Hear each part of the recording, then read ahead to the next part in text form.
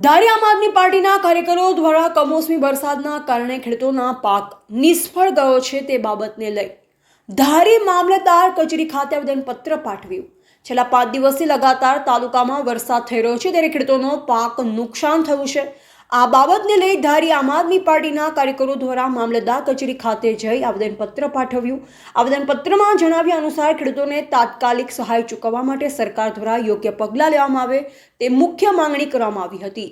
Reporter Bipin Rathod, જિલ્લા bureau chief, Amreli.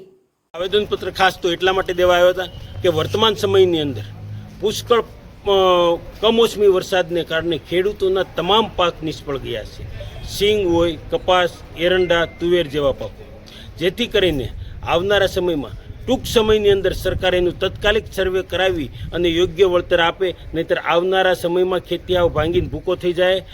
ખેડૂતોના હાથમાંથી આવેલો કોળિયો છીનવાઈ ગયો છે, જેથી કરીને તાત્કાલિક સરકાર આ ઉપર ધ્યાન કેન્દ્રિત કરે અને સહાય મળે એવી અપેક્ષા છે સરકારની પાસે।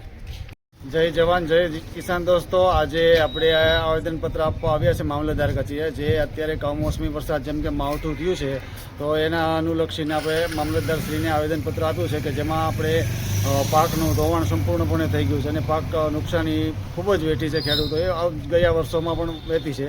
તો હવે આપણે જેથી કરીને સર્વે કરવામાં આવે જલ્દી ને જલ્દી અને તાત્કાલિક સર્વે કરી અને એનું વળતર ચૂકવવા માટે એટલી જ અપીલ કરીએ છીએ। જય હિન્દ।